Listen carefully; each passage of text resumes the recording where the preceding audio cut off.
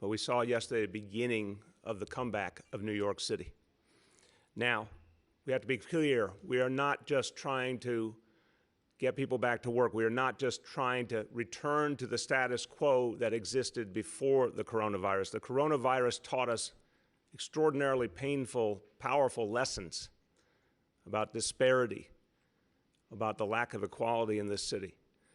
So our clear mission is to not just restart, not just recover, but renew this city, to do something very different, to come back as a city that is fair, a city that is just, a city that hears and sees all its people and acts in their interests.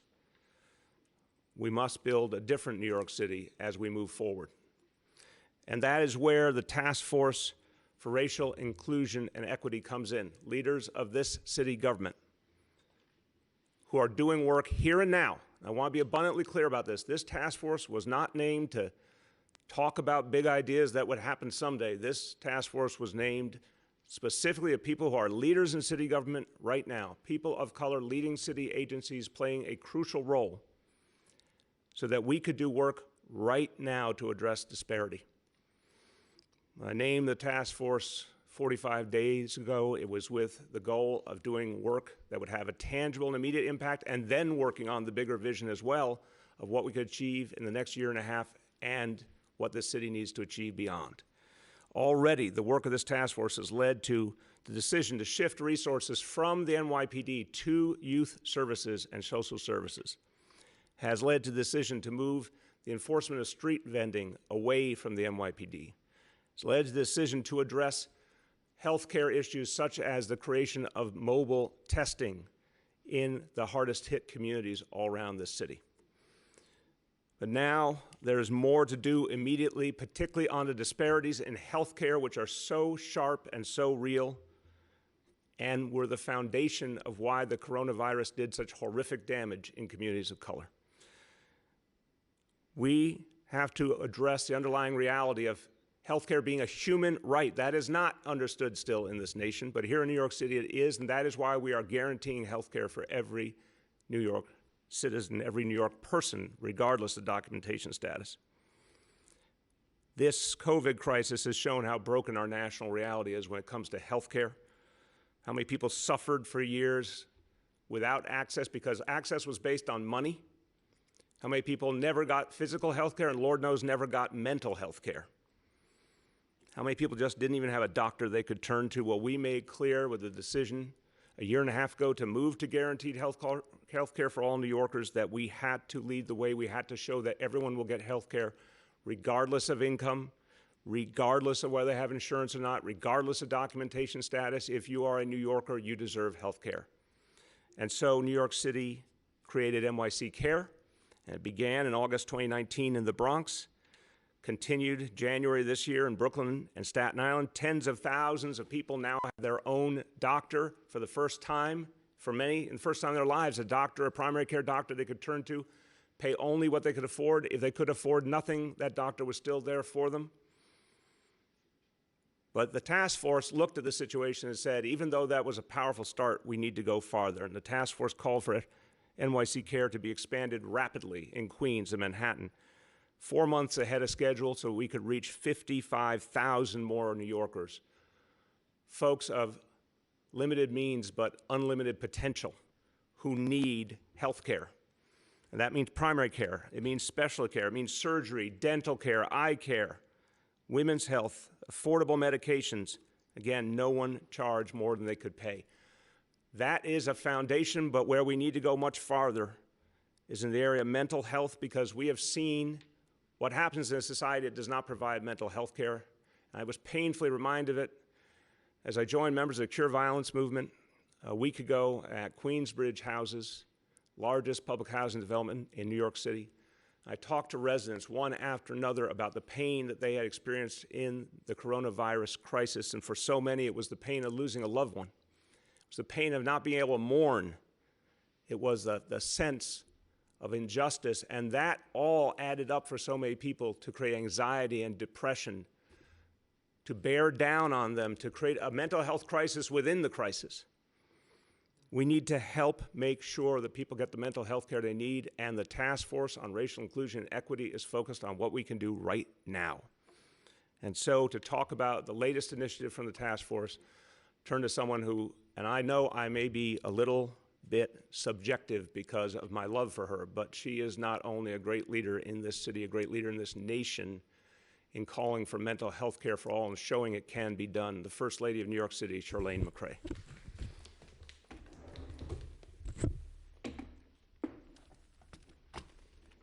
Thank you, Bill.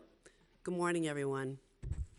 Before the pandemic, and I emphasize before the pandemic, a study found that within New York City, serious psychological distress is 3 times higher among adults who experience racism. And so we were not surprised by the results of the survey the task force sent out to the communities hardest hit by COVID-19.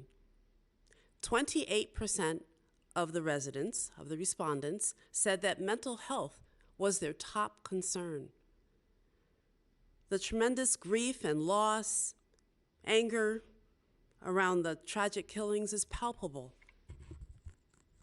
And when job insecurity, housing insecurity, worry about the prospects of the children are included, with the depression that so often accompanies living with a chronic disease, it is a wonder how anyone manages such an emotional burden.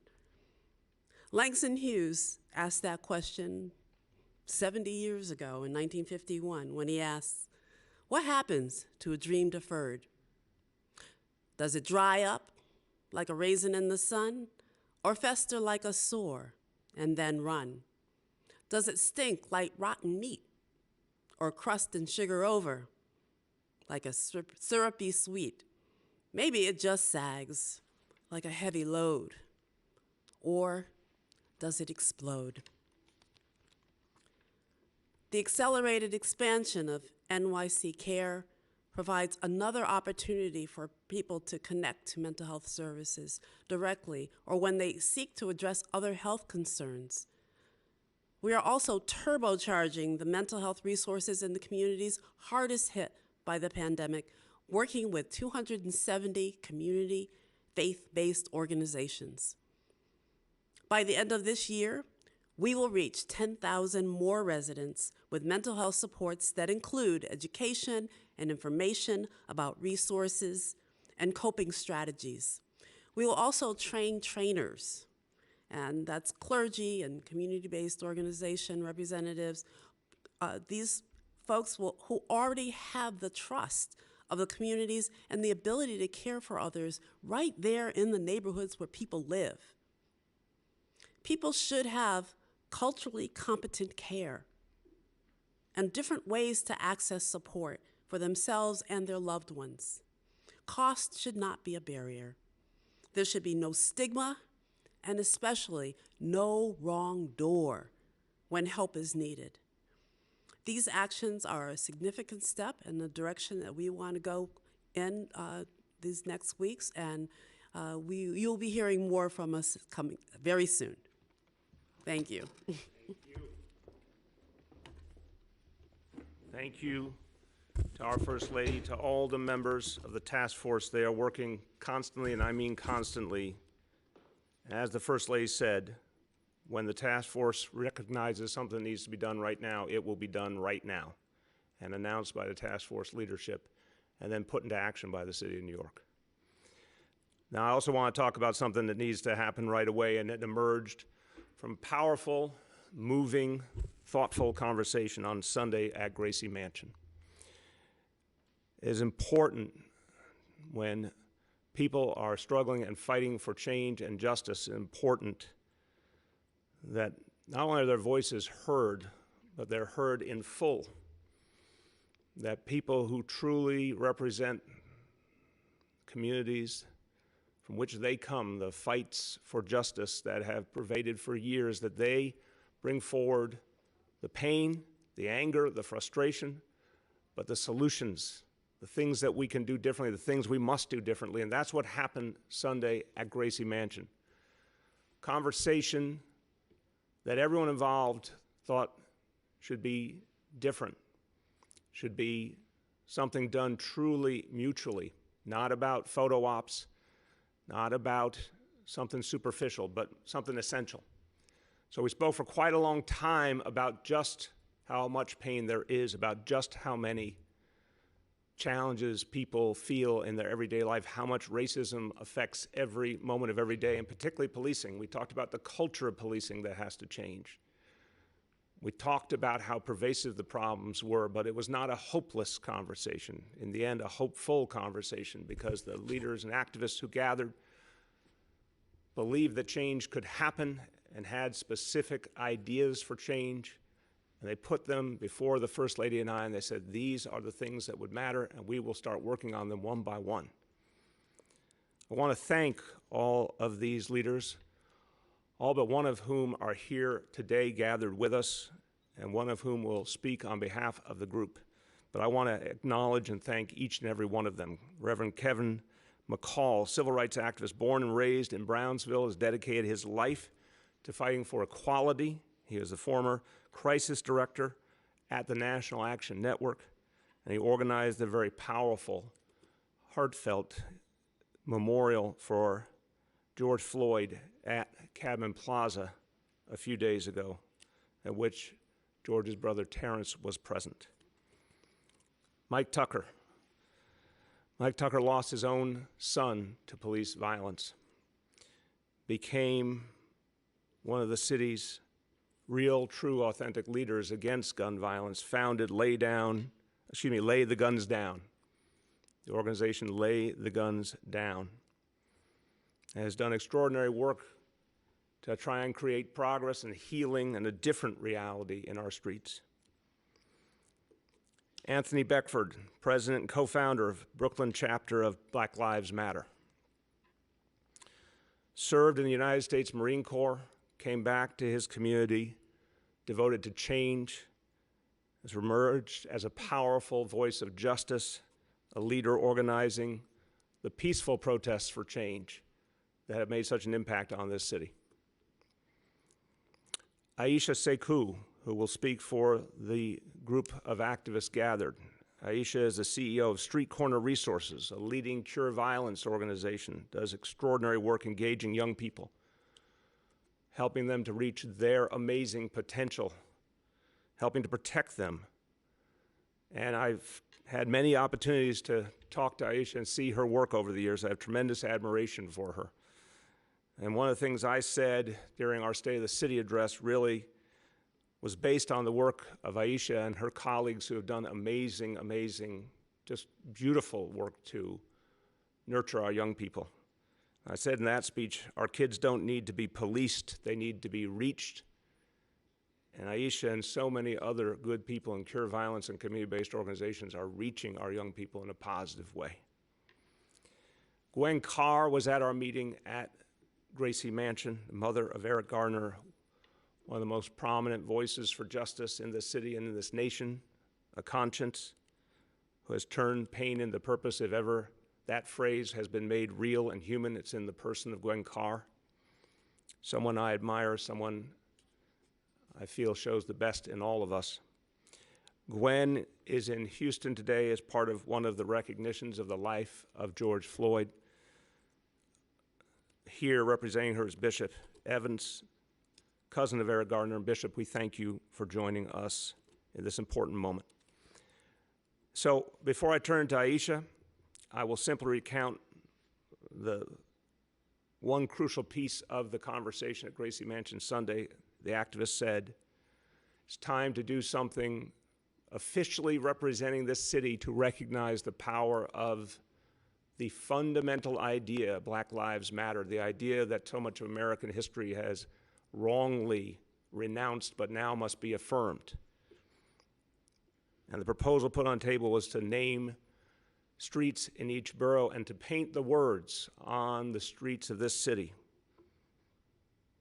In each borough, at a crucial location, one of which will be here near City Hall. And I want to thank Borough President Gail Brewer and Councilmember Margaret Chin, who are working with us on this effort. And we're going to work with these leaders and advocates, and of course the City Council to find the other 4 locations. But what will be clear, the street name and on the streets of our city, is that message that now this city must fully, deeply feel, and this nation must as well, that Black lives matter. And with that, I turn to Aisha Sekou.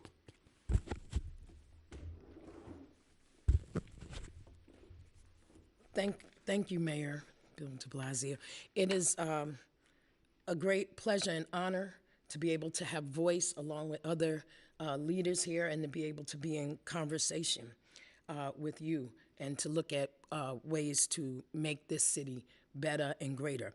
But I stand here thinking about Mike Tucker and Kadiatu Diallo and Gwen Carr, Nicole Bell, Deron Smalls, and all of the others who lost their loved ones to police violence.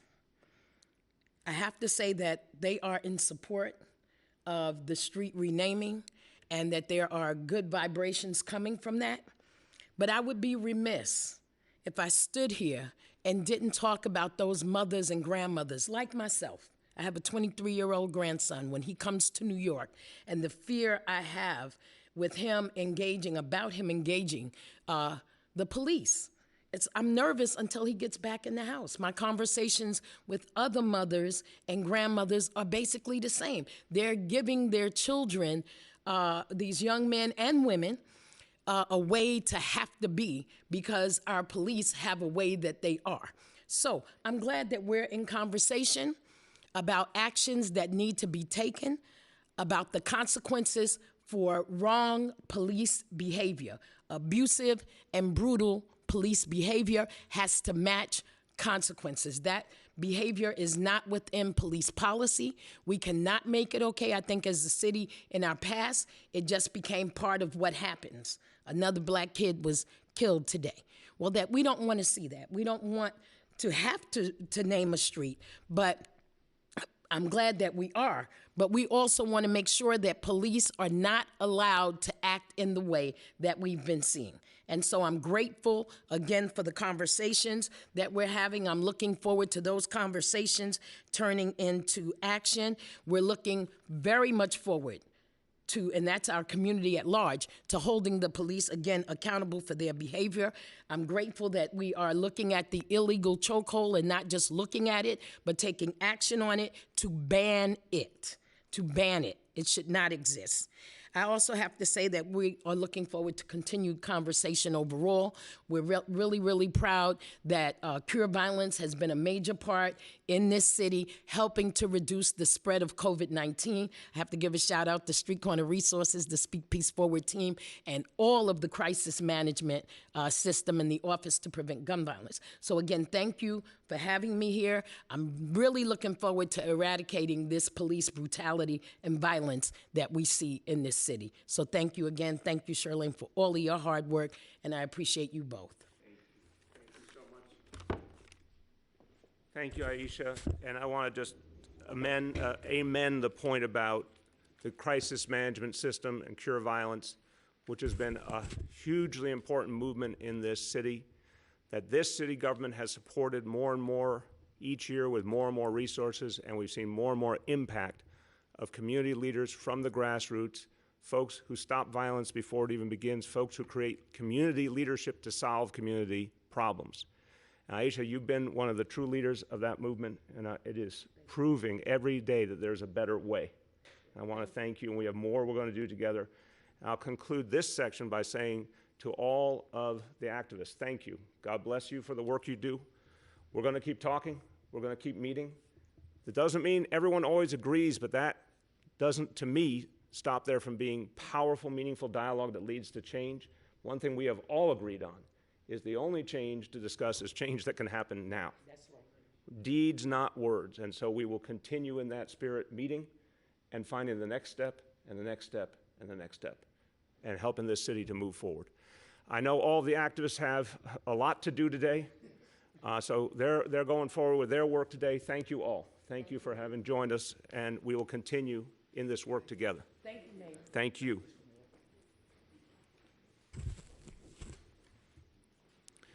Let me continue with some other important updates. Yesterday, I got a call from the mayor of Houston, Texas, Sylvester Turner, who is an extraordinary public servant who's dealt with amazing, painful challenges in his city, amazingly difficult time in his city. Not just now, but in the years before. And Houston is the hometown of George Floyd. Mayor Turner asked me, could we light our city hall in remembrance of George Floyd? And he specifically asked us to light it with the colors of George's high school football team. And we did that last night at City Hall, a small gesture, but an important one in solidarity with the Floyd family, with the people of Houston, with all of those fighting right now for justice. Now, it is a reminder that so many people right now are looking for the real, tangible, meaningful things that we can do to change what's broken. I am so heartened by the changes that I see happening immediately, and I want to thank our legislators in Albany who are doing extraordinary work. I spoke to Speaker Carl Hastie and Majority Leader Andrea Stewart-Cousins over the weekend.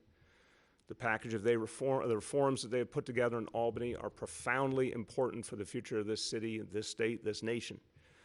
Particularly the reforms of the 50A law that have held back transparency, the law that has for years stood in the way of transparency, the reforms that are needed to fix it. For so many years, including as recently as February when I testified in Albany, I have been calling for this law to be either changed or repealed, replaced, whatever way you look at it, to get rid of a broken law that was standing in the way of transparency and harming the relationship between police and community. That is finally happening after years and years and years. That is finally happening. And that means we're going to be able to restore trust by showing very transparently what's happening in the discipline process of the NYPD. And the actions that we have taken in this city, based on the work of the Task Force on Racial Inclusion and Equity, shifting funding from the NYPD to youth services, that will be formalized in the next few weeks in the city budget. The move to take away vendor enforcement, street vendor enforcement from NYPD, that will be acted on immediately. And we'll look at other ways to put civilians forward wherever possible, a way that improves the level of peace and understanding in this community while keeping people safe at the same time. And then the community ambassadors we discussed just a few days ago will be hired within the NYPD to bring the voices of communities forward, to create more of a flow of both information and insight and better ways of doing things that need to be heard deeply within the NYPD. Those are just beginnings. There is so much more to do, and our city council is doing some very, very important work now. I have had a discussion with the Black, Latino, Asian caucus of the city council. I want to thank them for their leadership over these last weeks. And I'm going to be speaking with them again to talk about all the steps we need to take, some of which are legislative, some of which are administrative, some of which are in our budget, but this is going to be an ongoing process of change. It's going to be a part of a year and a half of relentless effort and change. Today, the City Council is hearing 4 bills: a chokehold ban for the NYPD, a bill that will affirm every individual's right to record their interactions with police officers, a bill to ensure that all police shield numbers and rank designations are visible to members of the public, and a bill to ensure there will be early intervention on any officers who need more training or more monitoring, anything that will adjust the course of their career to make sure that it reflects the values of this city. I want to affirm that I broadly support all of these bills. There are some specific details being worked through, but I'm confident that we will work them through, and we'll be able to move forward together with the City Council on all 4 of these bills. Finally, everything that we're dealing with is against the backdrop of this battle against the coronavirus. The pain that people are feeling is not only about the injustices that have been pervading the relationship between police and community, the reality of structural racism in this country, the reality of an economy that was fundamentally based on income inequality. All of that existed before the coronavirus, and then the coronavirus took such a horrible toll on communities of color, one injustice piled upon the next, and the frustration is so deep. And when Shirlene invoked the poem from Langston Hughes, it captured this moment as well, this moment of pain upon pain upon pain. We have so much to do, but remember, we have to do it while fighting back the coronavirus, to save lives in all communities, but also to take away that which has created so much additional injustice and start the framework for that fair recovery that we must have in the city. So fighting the coronavirus in every way possible is essential to doing the work of justice. Right now, we saw an extraordinary moment restarting yesterday and the emergence of our test and trace core on a scale never before seen in the United States of America. Now thousands of tracers out there right this moment talking to the people in New York City, making sure that anyone who tests positive is followed up on, their contacts are traced, those people get the support they need, those people get the testing they need. If they need to safely separate from others, all the support is there. This is going to change the trajectory of the coronavirus in New York City. But every single day, we're going to watch what happens with this disease. We're going to see if our efforts are working. We're going to need every New Yorker to be a part of it if we're going to fight it back. I'm going to keep reminding you, it all comes down to you. Stick to the strength and the discipline, the teamwork, the sense of concern for yourself, your families, but for the whole community that all New Yorkers have shown. So let's talk about the indicators and thresholds today. Number one, the daily number of people admitted to hospitals for suspected COVID-19. That threshold is 200, and today we are well within that threshold at 52 patients. Second, the daily number of people in health and hospitals, ICUs, that threshold is 375. We're well within that threshold again today at 337. And this last one is unbelievably good news, and it doesn't mean it's always going to be like this, and it doesn't mean we don't need to keep fighting, because we do. But I am so proud of New Yorkers. You have earned this one. The percentage of people tested citywide who are positive for COVID-19, as more and more and more testing, well over 30,000 tests a day, now happening in New York City. That threshold is 15% for the first time since the beginning of this crisis. Today's report, only 1% of those tested positive for COVID-19. That is an amazing statement on what all of you have achieved, all of you have done. Let's keep clinging to that progress. Let's build upon it. Let's beat back this disease. Everybody work together. Work with the Test and Trace Corps. Work with your neighbors. Every time you keep that face mask on, every time you stay home when you can, every time you practice social distancing, you're beating back this disease. But look at that, 1% only. An extraordinary day for New York City. A few words in Spanish. Hasta en el reinicio, tenemos que abordar las injusticias que esta crisis ha mostrado. A nuestras comunidades más afectadas les vamos a dar aún más recursos para cuidar su salud y salud mental. Nuestra misión es esta. Vamos a usar este momento para crear una ciudad aún mejor y más justa. With that, we will turn to questions from the media and our new format that we will discuss. And again, remember to give me the name and outlet of each journalist. Hi, all. Just a reminder, we have First Lady McCray here in person, and Deputy Mayor Thompson, Deputy Mayor Bean, Deputy Mayor Priya Hense, and Executive Director of the Task Force on Racial Inclusion and Equity, Bonilla, on the phone. I also wanted to remind you that when called on, you'll have the chance to either ask one question and a follow-up, or one question and then, after it's answered, a second question. In the interest of time, we will still limit each reporter to 2 questions, but it's up to you whether your second is a follow-up on your first or a new question altogether. With that, I will start with Rich from WCBS 880. Mr. Mayor, hello. There you go. How you doing? Yeah, I'm here. Yeah. Mr. Mayor, do you think that all of this talk about defunding the police is undermining the average cop's outlook on his job? I mean, this is a tough thing to hear, I think, if you're a police officer. Rich, it's a very fair question, but I don't think these things have to be a contradiction at all. For years and years in this city, we have been building neighborhood policing. The idea is to bond our police and our communities. The idea is to respect everyone.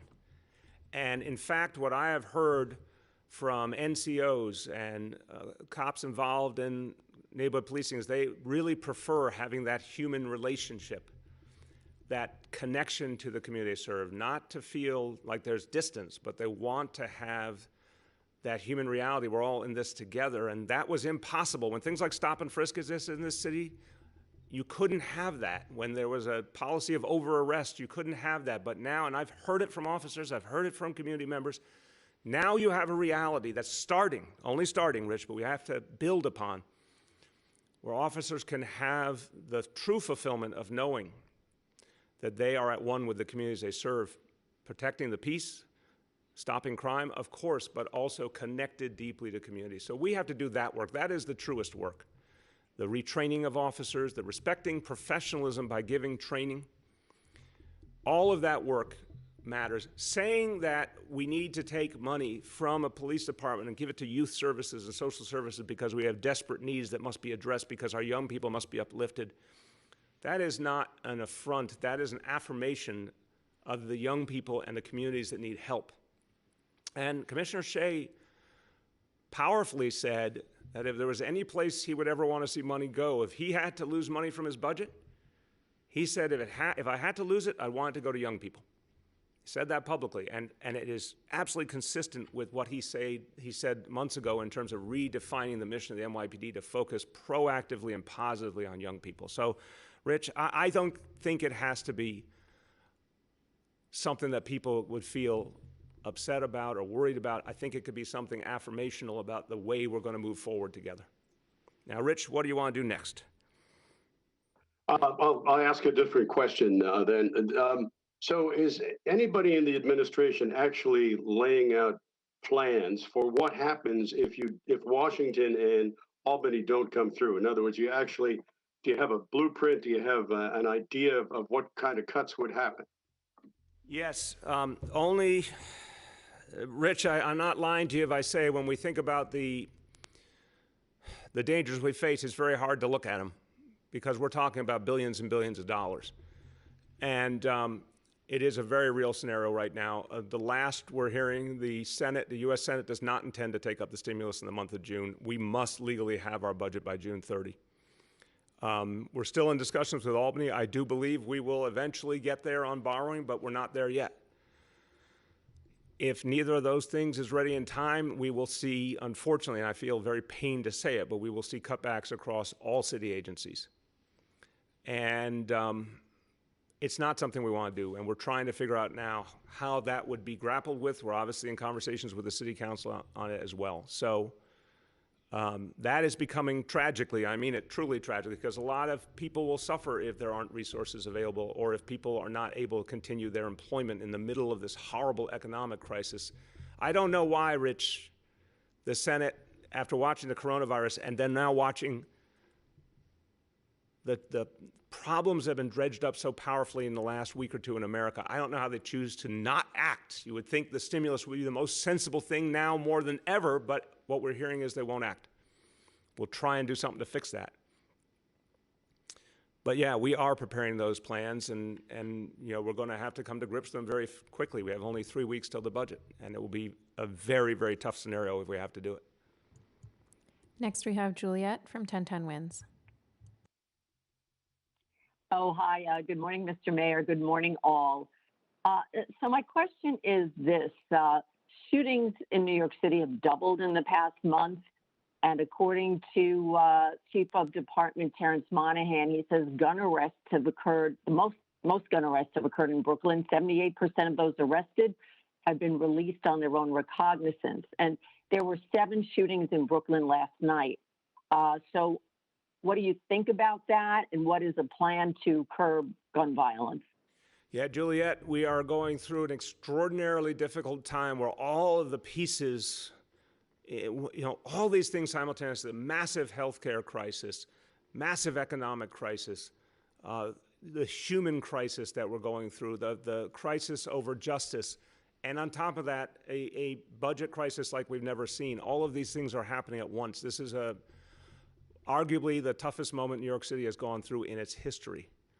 But it's also a city that can handle, I think, anything. I think that's the people of New York City, that we are willing and able to take on any challenge. So we're going to have to find a way to address this uptick in violence, and I'd say it's a couple of things. It's deepening neighborhood policing, which clearly worked. It is pinpointing where we're seeing the problems, which is the story of Comstat, and clearly worked. When the NYPD, there's been times throughout this administration, every administration, where we saw upticks, NYPD focused strategically on those areas and was able to address the problem. We need cooperation from prosecutors when it comes to gun violence. We need more cooperation from prosecutors to address gun violence. We need our criminal justice system to restart. We all understand why the court system has been largely out of commission because of coronavirus. Hopefully that's going to change now. We're going to be able to do things as the city comes back to life to create more action in terms of the criminal justice system. We're going to need all of that, Juliet. And Juliet? I do have a second, sort of related question. Do you see community leadership and activists playing a bigger role in or with the police department, and if so, to what extent? Yes.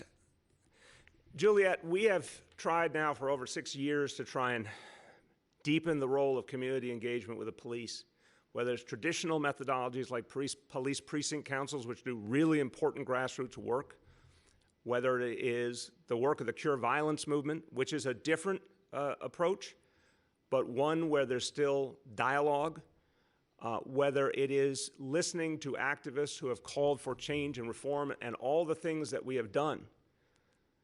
Way back, it's the end of stop and frisk, but think of everything else over the years. The reduction in arrests, 180,000 fewer arrests in 2019 than in 2013. The reduction in incarceration, 11,000 people in Rikers the day I came in the door in our correction system, 4,000 today. Many, many reforms and changes that came from the voices of communities. We have to deepen that. What I talked about with the activists that Shirlane and I met with Sunday is a series of additional changes we have to make. And so, yes, the NYPD needs to listen. City Hall needs to listen. I need to listen. We need to keep going farther. And I think we can in a way that supports the safety of the people of this city. Because there is a right way to police, and there is a right way to make sure we work with the grassroots. The truest safety comes from the grassroots, and that's what those voices are calling for, and that's what we can achieve. Next, we have Andrew from NBC. Good morning, Mr. Mayor and everyone on the call. Hope you're doing well. Yes, Andrew, how are you? Good. I hate to channel Katie Honan here, my good friend, but I do want to ask about the summer. Today could hit 90 degrees. It's possible in the afternoon. I'm wondering what progress you've made towards coming up with any plan to allow young people to either swim in a pool, swim at a beach, or get in a sprinkler. So a very important question, Andrew, and you're channeling an important question from Katie. We've got to start with the things we know we can do. So we talked about before the additional sprinklers that we're going to set up in parks that even under the current conditions of phase 1, we can do in a safe and appropriate manner. So there will be cooling for young people, cooling for older people that we talked about before, the actions we're taking with the air conditioners and cooling stations. But you raise a very important point about the beaches, the pools. We're now going to be reassessing everything. We're making some real progress. And I want to emphasize, Andrew, we've had to, with the coronavirus, no 2 days have been the same, to say the least. We've had to always guard against the possibility that coronavirus was not being beaten back. Remember that period of time, and I'm knocking on wood as I say it, where we thought we might be in a plateau where it was just going to stay at a high level and not change. Obviously, before that, we thought it was going to keep going upward. Thank God, through everyone's effort, it has gone lower and lower, but we have to make sure it stays lower. If we can do that, then we're having a real conversation about beaches for sure. If we can do that, there may even be a way to get back to pools. We're not there yet, and I'm going to keep saying to people, I understand the great anxiety to get there, but we have to make sure that we don't do the worst of all things, which is to allow a resurgence. If we get a resurgence the wrong way, then we're literally shutting down phase one and going back to fuller restrictions or worse. So it's going to take a little patience, but absolutely we can have a conversation now with a little more opportunity to envision progress around beaches, and now we can start a conversation around pools. I don't know if we'll get there, but at least we can at least begin that conversation now for the first time based on what you saw today with those indicators. Do you have a second one? My second question has to do with outdoor dining and phase two in New York. You had indicated it would be the beginning of July. All the other regions have been able to move to phase two in 2 weeks, which would put New York City on June 22nd. Why could you not do, and how close are you to giving restaurants the details about how they can reclaim some of the street space? Yeah, so 2 parts to that answer. Absolutely, is it, if you will, legally possible that we could get to phase two by the end of June? Yes. We need to provide those answers on that timeline. So that means over the next week or 10 days, we have to fill in as many of those blanks as humanly possible. But I've been very clear, and I said it yesterday, that I'm not saying June 22nd, which is the earliest, official date according to state guidance, because I do not want to unduly raise expectations. We are not like the other regions of state. I love the whole state of New York. I've been all over the state of New York. We are different. And we're different in almost every place in the country. That's why we were the epicenter. Just the nature of life in the nation's largest city. So I'm not people, I want people to hear that we'll work with the state. We're going to constantly communicate with the state, Andrew. But if we're ready on June 22nd, that's beautiful. But I don't want people to have undue expectations. We're trying to do something so difficult in these next few weeks. Bring back hundreds of thousands of workers and ensure that we keep the coronavirus down, and then bring back many hundreds of thousands more.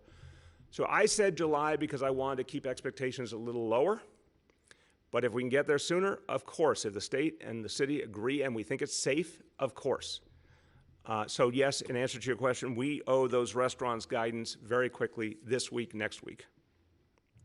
Next, we have Shant from the Daily News. Yeah, good morning, everyone. To start with, I wanted to ask about the number of letters and even a march with your own staffers recently criticizing your handling of the protests and making demands such as majorly defunding the NYPD and immediately firing officers who used excessive force. Are you planning any actions specifically to meet staffers' demands or to otherwise assure them they should continue to work for you? And yeah, if we could start with that, and then I'll ask my follow-up. Shant, look, I worked in City Hall as a staffer in an administration dedicated to change in an extraordinarily difficult time in the city's history.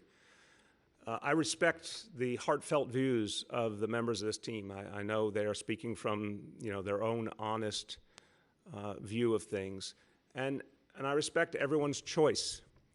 If people don't want to work in this administration, I respect that.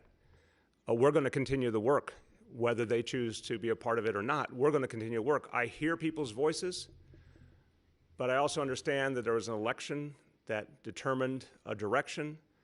I put forward a vision. We are acting on that vision. We're going to deepen that vision. That's what democracy is all about. And I've been very clear about the changes we're going to make. And so people should understand, someone by what they have done.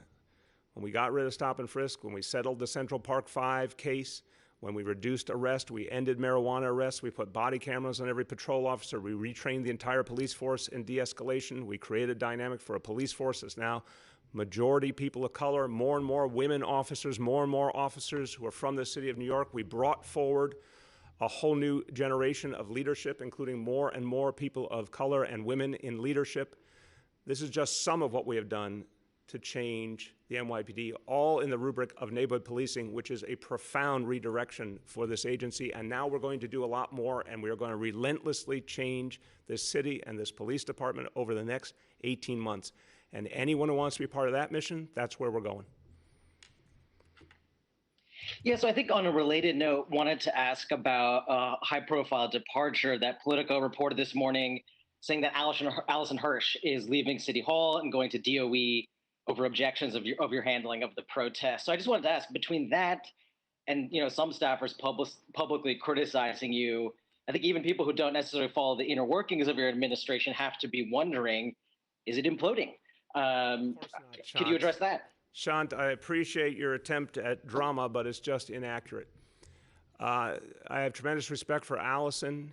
She cares deeply about the issues of education. She's been focused on those issues in her previous role. A lot of what she did focused on those issues. She happens to be a working mom who cares deeply about the reality of kids and public school parents and everything they're going through. We're asking her to take on a role which we actually talked about with her to begin with. It might have been her original role, and now is a role that makes sense in terms of the crucial need to bring back the New York City public schools. The hardest mission our public school system has ever gone on will be coming back in September. And it has to be literally the greatest school year in the history of New York City. So it's all hands on deck. And I think she will contribute greatly to that mission. Next, we have Henry from Bloomberg. Hello, Mr. Mayor. How are you doing? Hey, Henry, how you doing? Okay, I just have one question. I was speaking with someone in the health department, and they said that when people come in admitted to hospitals with suspected COVID, they're not sure because they're untested at that point, there's no contact tracing of these people. In other words, they're treated at the hospital, they're tested, but there's no examination of who they may have been close to. So in the hours or days that it takes to get a test result, these people out in the world who they've had contact with presumably are infected or in the process of becoming infected, and they're not located. Nobody knows who they are. They're spreading the virus. Why aren't people who are admitted to hospitals immediately in touch with contact tracers? Yeah. Henry, I don't know who you spoke to, but that is not the approach. If there's something that's being missed, we'll fix it immediately. I'll make sure you talk today to either Dr. Mitch Katz or Dr. Ted Long. Contact tracing is for everyone who tests positive in New York City, regardless of where they test positive. If someone comes to the hospital and they're not yet identified as COVID, because as we know, some of the folks who are coming in with respiratory symptoms may not be COVID. But anyone who tests positive for COVID, every single one of them gets contact tracing. If there's any piece that needs to be tightened up, it'll be tightened up. So we'll make sure you get that follow-up discussion. I'm not sure you understood my question. Try again. I thought I did, but try again. People come into the hospital, they're suspected COVID patients. They've got these symptoms. They have not been tested yet. The test results are not in, but they're suspected of having COVID to the point where they've been hospitalized. Their contacts are not traced until a positive test result is obtained. This is coming from the press office of the health department. I do, Henry, thank you. I think when you said your question, I heard the test result piece, and I appreciate your clarity. I would use the word symptomatic, just so we're all speaking the same language. I think I hear you now saying if someone was symptomatic but not confirmed, would they be followed up on? Yes, because remember, we need to go after symptomatic people too to the maximum extent possible. Now, I want to affirm to you that we've got so many confirmed positives that the Test and Trace Corps is reaching out to right now. That by definition is job one, because we know a certain number of the folks going into hospitals do not have COVID. That is a fact. It has been traced. We should show you that information because it's important. Came up in an earlier question. That was a very good one. I think Matt asked it about the difference between someone that goes into hospital COVID suspected versus how many are actually confirmed COVID. So tomorrow, I want to speak about that in the briefing, people should realize that, thank God, a certain number of those folks who are going in turn out not to have COVID. That's a very good thing, and we need to affirm that. But your point about symptomatic folks is well taken. The test and trace core has to first go after the positive, confirmed positives. But where there are symptomatic people, it makes sense to start that work as well, presuming there are resources available as we move more and more people into test and trace. We're at thousands of people now. We're going to keep growing it. I want to see us reach more and more into symptomatic folks as well. So we will do that follow-up with you so you get the specifics. But your point is well taken, so long as you also hear my point that job one is where you have a confirmed positive because you know it, and a lot of those folks who are COVID suspected in the hospital turn out not to have COVID. Next, we have Jake from Gothamist. Good morning. Morning, Jake. Hi.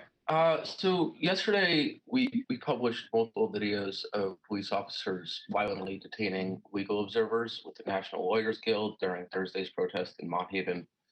When we asked PD about this yesterday, we were told the cops were enforcing curfew, despite the fact that your own office said legal observers were exempt from the curfew. When one legal observer tried to show officers documentation of that exemption, an officer crumpled the paper to the ground and tossed the woman to the street. There's another video that shows an officer with the NYPD Legal Bureau telling cops that legal observers can be arrested. So my first question is whether you think the officers involved in these stops on Thursday should face discipline. Well, Jake, it's a very important question. I do not believe ever that a legal observer should be arrested. Period. If it's a legitimate legal observer, there is no way they should ever be arrested unless they are committing a specific crime. And obviously the same goes for members of the media. We talked about that the other day. I will not accept that from the NYPD. If they are in any way violating those very essential rules of a free society, that media and legal observers, certified legal observers, certified media, and Jake, not everyone, of course, who claims to be something is something, but as you're saying, if someone's showing their documentation, that needs to be honored. So we need to fix that immediately. In terms of what kind of discipline, the question I would have is discipline applied to an individual officer or the person who gave the orders? And we need to look at that specifically, but that should be a part of the investigation of what happened in Mott Haven. I am convinced that there was a profound danger that day. That doesn't mean that everything was done right. There is a full investigation going on right now by the State Attorney General, by the independent review that our DOI Commissioner and Corp Counsel are doing, and of course by Internal Affairs Bureau. I want the truth of what happened in Mott Haven. I believe, based on all the information I received the afternoon before the protest and during the protest, that there was a real and tangible and very dangerous threat of violence in that situation that affected the whole approach. But that does not mean we don't need to look at everything that happened and see if there was anything done inappropriately, and there needs to be any accountability for any officer or supervisor. That needs to be part of that review, and it needs to happen quickly. Okay, so my follow-up question related to that is that, when we first asked about this on Friday, Dermot Shea said this operation was executed nearly flawlessly. He claimed that police found a gun on protesters and gasoline. Yesterday, I believe the Post reported that the gun was seized hours before the protest at a separate location with no apparent link to protesters. There was no gasoline found at the site, as far as we know. Are you concerned your police commissioner is spreading misinformation about protesters? I believe he was responding to everything he knew in an incredibly dynamic and complex situation. I can understand everything we're talking about here, Jake. I know you personally were there. I know it was a painful reality for you, and I respect that. The problem during the whole sequence, those 9 or 10 days, was that violence was introduced into our protests in a way we had not seen in this city in such a sustained pattern. We need to find out who did that violence. We need to find out if it was groups from Antifa, if it was right-wing groups pretending to be Antifa, whatever it was, if it was just individuals. But that violence caused a whole different reality in this city, on top of the very different and also unacceptable violence on Sunday and Monday night at the beginning of the protests. The violence in the Bronx, the violence in Midtown had nothing to do with the protests, but it added another element that had to be addressed. When we are able now to review everything in the cool light of day, I think what we're going to see is a particular challenge the city never faced in combination on this scale ever. And what was most important was to save lives and ensure that no one lost their life, whether a civilian or police officer. But now we have to do the work understanding exactly what happened, what was done right, what was done wrong, what should be the consequences, what policy should be changed, what accountability needs to be held. But that specific moment, Commissioner showed me what the NYPD had received earlier that day. That afternoon, the threat to that area, the threat of violence coming from an organization that had done violence before, those items that were seized in the immediate area. Those are real things, Jake. That does affect the thinking of those charged with keeping us safe. It's very hard to see all those indicators at once and not believe that something very dangerous is about to happen and not have to take action to make sure that no one is killed. So I believe that's what was motivating the commissioner, but there will be a full investigation. Next, we have Steve from Westwood One News. Hey, good morning, Mr. Mayor. I want to make sure you can hear me well before I start my question. Yeah, Steve, how you doing? I'm doing well, thank you very much. I'll start with one about contact tracing. You know, we're still seeing a significant, definitely a lower number, but a significant number of new coronavirus cases each day. And presumably some of those new cases are the result of the contact tracers responding to new positive cases and going out, mapping the contacts, getting those people tested. At some point, that contact tracing effort would, in theory, bring down the daily number of new coronavirus cases to such a low number that you'd consider it successful and it's